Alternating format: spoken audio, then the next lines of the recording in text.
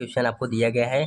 तो ये क्वेश्चन थोड़ा ये डायग्राम वायग्राम वाला था, तो मैंने आपको जो है कॉपी में नहीं डायरेक्ट किताब में लेके आया हूँ, बता रहा हूँ। तो यहाँ पर बोला गया है कि केंद्र ए से प्रारंभ करते हुए, यानी कि यहाँ से आपको प्रारंभ करते हुए बारी बारी से केंद्र ए और बी को लेते हुए त्रिज्याओं 0.5 सेंटीमीटर, 1 सेंटीमीटर, 1.5 सेंटीमीटर और 2 सेंटीमीटर वाले उत्तरोत्तर अर्धवृक्षों को खींचा गया है और एक सर्पिल स्पाइरल बनाया गया है। यानी कि आपका जो है यहाँ से कहाँ शुरू गया है, ए से प्रारंभ करते हुए और उसके बाद फिर ए और बी को लेते हुए, यानी कि यहाँ से इतनी दूरी लेते हुए आपका जो है एक स्पाइरल ऐसे खींचा गया है। स्पाइरल मतलब समझ रहे हैं, आपको जो है कोई ऐसे मुड़ा वाला आकृति होता है उसे स्पाइरल कहते हैं। तो यहाँ पर बनाया गया है जैसे आकृति में आपको दिखाया गया है। और 13 क्रमागत अर्धवृत्तों से बने इस सर्पिल की कुल लंबाई क्या है, ठीक है। तो यहाँ पर बोला गया है कि ऐसे ही 13 और जोड़ दें। जैसे देखिए ये एक अर्धवृत्त हो गया, ठीक, फिर एक अर्धवृत्त ये हो गया, फिर एक अर्धवृत्त ये हो गया, मतलब ये अलग अलग लंबाई के अर्धवृत्त हैं। फिर एक अर्धवृत्त ये हो गया, फिर अगला अर्धवृत्त खींचा जाएगा तो ऐसे ले आकर ये ऐसे ले आकर यहाँ तक होगा। फिर अगला फिर खींचा जाएगा तो और बड़ा होगा। यानी कि आप समझ रहे हैं, यहाँ पर आपको छोटी आधा अर्धवृत्त यहाँ पर दिया गया है और उसकी जो त्रिज्या दिया गया है L1, ठीक है। तो यहाँ पर त्रिज्या दिया गया है 0.5 सेंटीमीटर, 1 सेंटीमीटर, 1.5 सेंटीमीटर और 2 सेंटीमीटर।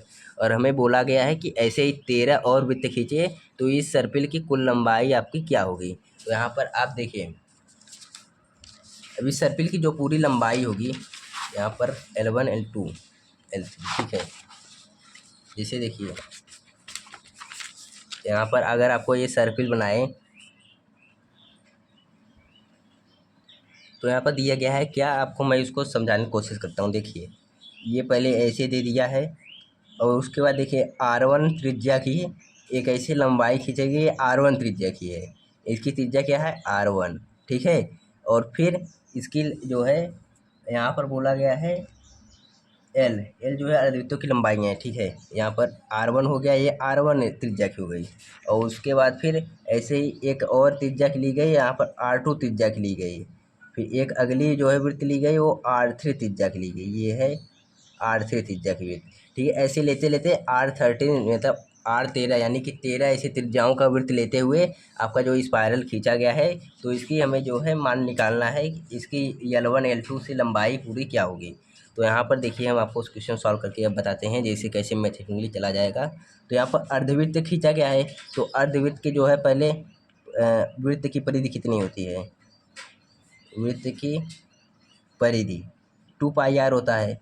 तो अर्ध वृत्त की परिधि कितना हो जाएगा, अर्धवृत्त मतलब आधा वृत्त, आधा 1/2 कर देंगे और 2πr रहेगा, दो दो कर गया πr। तो अर्धवृत्त की ये पूरी इतनी अर्धवृत्त है अगर, तो इसकी लंबाई क्या होगी, इसकी लंबाई होगी πr।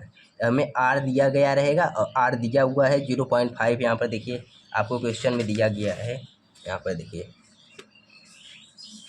r हमें ये दिया गया है 0.5, 1, 1.5, 2। तो हमें यल निकालना है और उसके बाद जोड़ना है यल को। तो यहाँ पर देखिए अब हमें देखिए एक सिंपल से पहले समझिए, हमको आंसर में पूरा निकालना क्या है। ये इतनी लंबाई हो गई, फिर ये इतनी लंबाई हो गई, फिर ये इतनी लंबाई होगी, ऐसे ही 13 तक खींचें तो ये वाली जो रेखा है वो कितनी उसकी लंबाई होगी, बस वही हमें निकालना है। और इसी को निकालने के लिए हम जो है ये सब कर रहे हैं। तो यहाँ पर बोला गया है L1 L1 कितना हो जाएगा, L1 इक्वल टू हो जाएगा πr1। L1 मतलब ये है, ये पूरी लंबाई L1 बोलेंगे, अर्धवृत्त की परिधि L1, ठीक, समझ रहे होंगे आई होप। तो L1 इक्वल टू πr1 और πr1 कितना हो जाएगा, πr1 यहाँ पर ये 0.5 दिया हुआ है, दिया कहाँ है, यहाँ पर दिया गया है 0.5, 1, 1.5, 2 ऐसे ही लेकर चलते जा रहे हैं। तो यहाँ पर मैं थोड़ा सा आपको लिख देता हूँ, यहाँ पर 0.5 था, फिर 1 था, फिर 1.5 था, 2 था, फिर ऐसे ही 2.5 आएगा, फिर 3 आएगा, ऐसे ही चलता जाएगा और ऐसे 13 तक हमें लेना है, ठीक। तो पाई और गुड़े R1 कितना है 0.5 सेंटीमीटर, ठीक। यहाँ पर ये L1 का मान हो गया। यहाँ पर 22/7 नहीं रखेंगे क्योंकि अभी हमें जो है कैलकुलेशन करना है, तो पाई अभी अलग रहने दीजिए। और फिर L2 निकालेंगे, तो L2 कितना होगा πr2। L2 क्या है, अर्धवृत्त की परिधि, अर्धवृत्त की परिधि कितनी होती है πr। तो पाई और r की जगह हम R2 माने हैं, तो यहाँ पर पाई गुड़े R2 कितना हो जाएगा, 1 हो जाएगा, ठीक। पाई गुड़े 1 सेंटीमीटर। अभी अब देखिए ये L2 कितना है, L2 ये है, ये R2 तो ये है, ये R2 है इसकी त्रिज्या, और ये L2 कितना हो जाएगा, ये पूरा ये लंबाई है, ठीक। तो पाई गुणे 1। अब इसको थोड़ा सिंप्लीफाई कर देते हैं ताकि हमें जो है एक AP बनता तैयार होता दिखाई दे। तो यहाँ पर देखिए ये पाई हो गया गुणे 1 को क्या लिख देते हैं, 2 गुणे 0.5। क्यों लिख रहे हैं, क्यों, ताकि हमें इसके जैसा कुछ बने और उसके बाद ये कुछ कॉमन चीज़ निकले। तो यहाँ पाई गुणे 2 गुणे 2.5 करेंगे, तो यहाँ पर 2 में 0.5 का गुणा करेंगे तो 1 फिर से बन जाएगा, तो उससे कोई दिक्कत नहीं है, लेकिन हम थोड़ा कॉमन चाहते हैं। तो यहाँ पर 2 गुणे, अब यहाँ पर पाई 2, ये 2 बाहर कर देते हैं, और पाई गुणे, नहीं पाई गड़बड़ा गया, 2 गुणे पाई गुणे 0.5 सेंटीमीटर, ठीक। ऐसे ही कर देते हैं। ये हो गया आपका मतलब कि ये दूसरा लंबाई।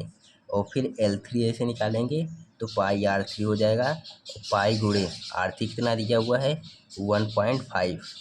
तो यहाँ पर पाई गुणे 1.5, तो 1.5 को कितना लिख सकते हैं, 2 गुणे पाई गुणे 3 गुणे 0.5, क्योंकि देखिए कुछ मिल रहा है ना, 5 में 3 का गुणा करेंगे तो 1.5 मिल जाएगा।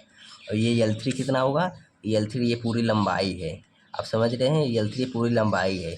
और ऐसे ही हम निकालते जाएंगे, देखिए ये L1, ये L1 में फिर L2 जोड़ देंगे तो ये पूरा इतना दूरी की स्पाइरल का लंबाई निकल गया। फिर L3 जोड़ देंगे तो ये पूरी इतनी दूरी का निकल गया। फिर ऐसे ही L4 आएगा, और L4 जोड़ देंगे तो हमें ये पूरा चौथे तक का स्पाइरल का लंबाई मिल जाएगा। और इसे 13 तक अगर जोड़ देंगे तो हमारा पूरा 13 का पूरा स्पाइरल का लंबाई निकल जाएगा। तो यहाँ पर L4 कितना होगा, पाई R4, पाई जुड़े R कितना दिया है 2 सेंटीमीटर। तो यहाँ पर हो जाएगा, देखिए 2 कर देंगे, यहाँ पर 4 कर देंगे, और गुणे पाई और गुणे 1.5, समझ गए, पाई गुणे 1.5, 0.5, 0.5 में 4 पूरा करते हैं 2 हो जाता है। तो यहाँ पर 4 गुणे पाई गुणे 0.5, ऐसे ये करते जाएंगे तो L12 आएगा, L13 अंतिम 13वां है, तो पाई R13 लगेगा। और R13 कितना होगा, R13 होगा, यहाँ पर आपको ये तो नहीं दिया गया है, तो इसको हम देखते हैं। तो इसको कैसे निकालेंगे, तो यहाँ पर R13 के लिए क्या होगा, यहाँ पर R13 यहाँ पर देखिए ये 2.5 है, तो ऐसे निकालते जाएंगे तो यहाँ पर हम लास्ट AN पद का जो है हम निकालेंगे तो हमें R13 पता चल जाएगा। तो यहाँ पर AN equal to A plus N-1 into D। तो यहाँ A13 हमें निकालना है, ए दिया है 0.5, और गुणे N-1 13-1 इंटू D दिया है 0.5, D यहाँ पर एक में 0.5 घटाएंगे 0.5 आएगा। A13 कितना हो गया 0.5 गुणे यहाँ पर 3 में से 13 में से गया 12, और 12 में 0.5 का गुणा कराएंगे 6 आ जाएगा। तो A13 कितना हो गया, A13 आपका हो गया, नहीं 13 में से गया 12, और 12 किस में गुणा करा दिए, और ये प्लस में है, ये प्लस में है, ये प्लस था, तो 0.5 प्लस 6 यानी कि 6.5 आपका आ गया, 6.5। अगर आपको ऐसे नहीं निकालना आता है तो आप ऐसे निकाल सकते हैं। देखिए हर बार लंबाई 0.5 बढ़ रही है, तो 13 पद होते हैं, तो 13 का गुणा करा दीजिए, 13×5 = 6.5 आपका ऐसे भी आ जाएगा। तो आप आराम से इसको निकाल सकते हैं। तो यहाँ पर हो जाएगा पाई R3 पाई R 6.5। अब 6 को क्या लिख सकते हैं, 13 गुणे पाई गुणे 0.5, ठीक। तो यहाँ पर हो जाएगा 13 गुणे पाई 5 गुणे 0.5, ठीक। अब देखिए यहाँ पर अब हमें इन सबको जोड़ना है, यानी कि L1 plus L2 plus L3 plus L4 ऐसे ही L13 करना है। अब करेंगे जोड़ेंगे तब ना, देखिए जोड़ेंगे क्यों, देखिए ये L1 है, ये L2 है, ये L3 है, ये L4 है, इन सबको जोड़ रहे हैं तो ये पूरे स्पाइरल की हमें लंबाई मिल रही है। देखिए इतनी लंबाई मिली, फिर इसको जोड़े इतनी लंबाई मिली, फिर इतनी लंबाई मिली, फिर इतनी लंबाई मिली, ऐसे ही 13 तक जोड़ देंगे तो हमें पूरे स्पाइरल की लंबाई मिल जाएगी। तो यहाँ पर L1 L2 L3 को हम इसलिए जोड़ रहे हैं। तो L1 कितना है, पाई गुणे 0.5, ठीक। इसको गुणे 1 भी कर सकते हैं, 1 से कोई फ़ायदा नहीं, मतलब घाटा नहीं होता। और प्लस 2 गुणे पाई गुणे 0.5, हाँ, और प्लस फिर 3 गुणे पाई गुणे 0.5 प्लस 4 गुणे पाई गुणे 0.5, ऐसे ही चलते जाएंगे, फिर 13 गुणे पाई गुणे 0.5 आ जाएगा। देखिए पाई गुणे 0.5 आपको कॉमन दिख रहा है, तो यहाँ पर लिख देंगे पाई गुणे 0.5 कॉमन में। फिर यहाँ पर क्या बचेगा, 1 बचेगा, प्लस 2 बचेगा, प्लस यहाँ से 3 बचेगा, प्लस यहाँ से 4 बचेगा, क्योंकि इतना कॉमन हो गया, ये 4 बचा, फिर इतना कॉमन हो गया 3 बचा, फिर इतना कॉमन हो गया 2 बचा, फिर ऐसे डॉट डॉट डॉट चलता जाएगा, हमारे अंत में बचेगा 13। ठीक, यहाँ तक आपको पता चल गया। तो अब बस हमें क्या करना है, 1 2 3 4 5 का इतना 13 का सम निकालना है और फिर इससे गुणा कराना है, आपको पूरा आंसर आपका लास्ट में मिल जाएगा। तो हम पहले इसका सम निकाल लेते हैं, फिर इसमें आकर समीकरण में इसको हल कर देंगे तो यहाँ पर मिल जाएगा। तो आपको आगे इसको बढ़ाना है। यहाँ पर हम किए क्या थे, पाई गुणे 0.5, 1 plus 2 plus 3 plus 4 plus 5 plus dot dot dot इसके 13 तक जाएगा। ठीक, तो यहाँ पर n/2 a प्लस एल वाले सेल निकाल लेते हैं। तो पाई गुणे 0.5, यस एन वाला कौन फार्मूला लगाते हैं, n/2 a प्लस एल वाला। एल वाला क्यों लगाएंगे, कि एल हमें 13 पता है तो आराम से तुरंत निकल जाएगा। अब चाहे तो 2a plus n-1 into D वाला भी फार्मूला लगा सकते हैं, आपका उससे भी आंसर आ जाएगा। तो यहाँ पर यस एन कितना हो जाएगा, n/2 मतलब 13/2, 13/2 गुणे ए प्लस एल है ना, तो ए कितना है 1, यल कितना है 13। ठीक, तो पाई गुणे 0.5, 13/2 गुणे 1 और 13 14 हो गया, 2 सत्ते 14, तो पाई गुणे 0.5, 13 सत्ते 91। तो यहाँ पर इसमें आप सबका गुणा करा देते हैं। अब देखिए यहाँ पर पाई का मान रख दीजिए, क्योंकि यहाँ पर पाई का मान अब बोला है, यहाँ पर बोला था ना पाई का मान 22/7 लेना है, तो यहाँ पर 22/7 रख देते हैं। तो 22/7 गुणे 0.5 और गुणे 91, तो यहाँ पर 7 से कट गया 13 आ गया। फिर ये देखिए 22 का 5 में गुणा 0.5 में गुणा कराएंगे तो 11 आ जाएगा, तो 11 में 13 का गुणा करा देंगे, 13 कम 13, 13 कम 13 1 14, 143 आपका आंसर आ जाएगा, 143 सेंटीमीटर। तो आपका पूरे L1 L2 L3 की लंबाई 143 सेंटीमीटर, यानी कि अर्धवृत्त के पूरे स्पायरल की लंबाई आपका 143 सेंटीमीटर आ जाएगा। अगर आपको वीडियो नहीं समझ में आया हो तो आप फिर से एक बार देख लीजिए, आपको पूरा पक्का समझ आएगा। और मैंने आपको पूरी कोशिश की है समझाने की, तभी आपको जो है देखिए आप इतना बड़ा वीडियो बन गया, 12-13 मिनट का लगभग बन चुका है। तो आई होप कि आपको कुछ समझ में आई होगी। तो मिलते हैं नेक्स्ट वीडियो में, तब तक के लिए धन्यवाद।